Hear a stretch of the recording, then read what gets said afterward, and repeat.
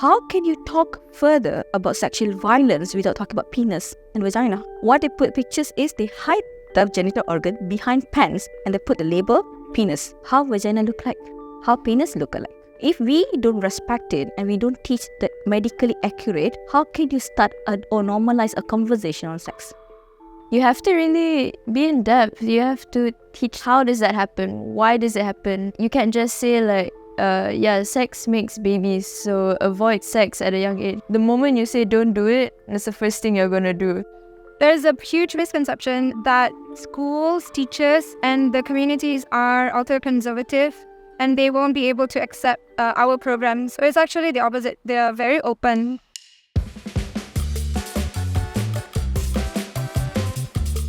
We provide comprehensive sexuality education. We started in 2015 and we have since educated more than 20,000 young people. And we are ever evolving in our quest to, of course, remove embarrassment, stigma, and fear around sexuality education.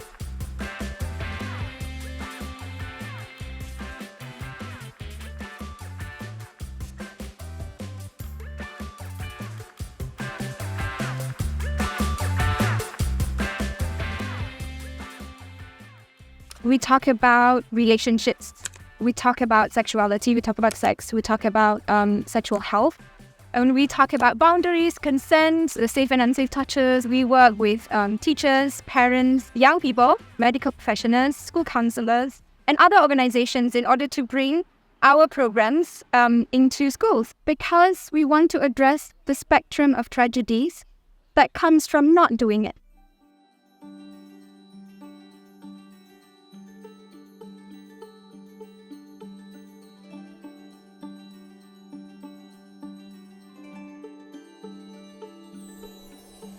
There's two types of sexuality educations. One is abstinence-based, another one is comprehensive-based. So abstinence-based is the core value is abstinence, meaning no, say no. Most of it is not medically accurate because they believe that if you teach more information, it will take the curiosity of the children, so they will do more. So instead of giving the information, they will try to hide the information. But in comprehensive sexuality education, they also provide enough information, medically accurate and age appropriate, so the person can make a decision and know that there's a consequences. What I like about sport is that they really thrive to make a safe space, make it so that no one is judging each other, because it's all like really taboo topics, so it's not really easy to talk about. They'll give you like really in-depth situations and they'll be like, what should person A do? I think at that time there was quite a few discussions and you have to really think like, okay, this is quite tricky, it's quite complicated. Whereas peers, it was like in the classroom and everyone's a bit like on edge.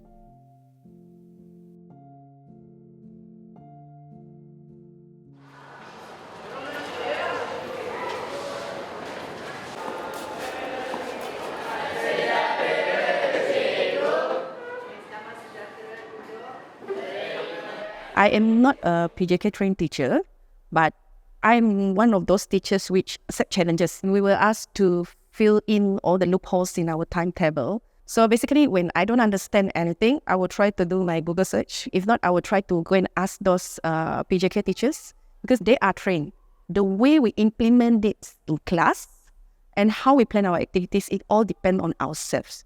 I think teachers should be trained. Maybe we still find certain parts for us shy, a bit ashamed to expose to the student. When I first know that peers is in PJK, I was like stunned, I opened the textbook, I asked the PJK teacher, they are teaching this in PJ now. If a student sees a PJ subject in the timetable, they will assume it's just playing ball. Initially, it was very difficult for me to divert them back to the classroom. So I brought this classroom to the field. Surprisingly, certain students who are not focused in class, sometimes they become like very interested in the topic itself. That will be our main topic for the day actually.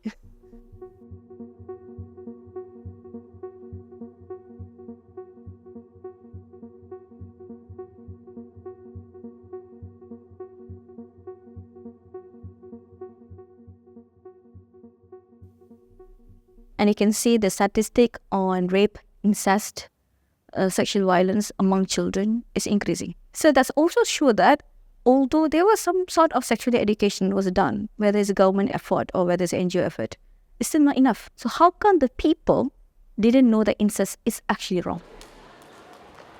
I have this student of mine.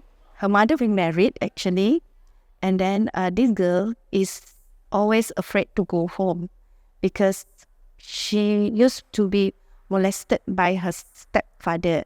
When she opened up, I sort of cried and we were like hugging each other, but I can't do much because I can only do as much as I can as a teacher, and they are not daring enough to speak to anybody about it because they are aware that if it's reported elsewhere, then they will lose their place to go home. We have played our role as a teacher to expose them to peers. The rest, it all depends on their parents and their family background. I think I taught Malaika about sex when she was quite young, probably was about 9. I think a lot of parents feel it's important, feel very uncomfortable to still talk about it. But I think parents today, maybe they are always very careful in their approach. I have a son and a daughter, and we've had a full-on Q&A session about sex, both of them together in the same room, because I do feel that it's important for my son to understand how it works for women and for the girls to understand how it works for guys as well. So it's not like, oh, let's have a family talk right now and let's talk about sex. No, it's always like whenever someone is unsure or has some question, it just opens up from there. And if there was one thing that needs to happen in school, to have more educators that are willing to listen without judgment. We cannot just say, oh, haram, tak boleh, tak boleh. We say like that, the kids will feel like, what's wrong with these people? So we need to talk both ways. So that's a skill also for the trainer. But again, that's where comprehensive education is age appropriate and culturally appropriate. So you go to Islam community, you use different way. You go to the international school, it's a different way. We can actually share the value. Not fostering, but share the value. This is society value. This is our country value. This is also the Islamic value. So now you have to think about your personal values. So sport get the job to teach sex education in school with the support of ministry. That's the beautiful part of it. NGO is there to complement the government. What I feel that's needed the most is support for teachers. I feel that teachers have the right intention, but of course the system is not helpful for them to address sex and sexuality within their classroom. We are doing this currently in hopes that one day we will be obsolete. So there are efforts and people are making progress. We just need to push through. SOCA law just came 2017, gladly.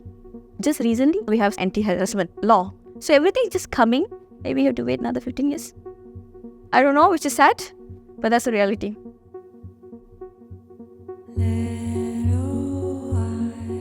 You are here today because your parents had sex, and your grandparents had sex, and their parents had sex. So that came from love. Not all sex is bad.